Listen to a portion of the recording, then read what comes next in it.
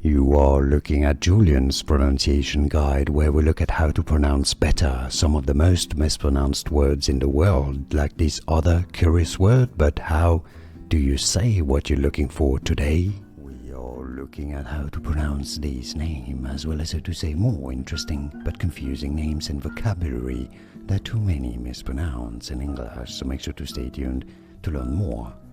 Cheyne, not Cheyne.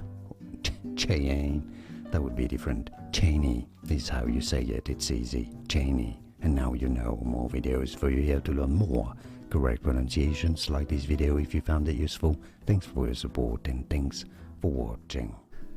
Here are more videos on how to pronounce more confusing words and names too many mispronounced. Like this video if you found it useful. I appreciate your support. I'll see you soon and thanks for watching.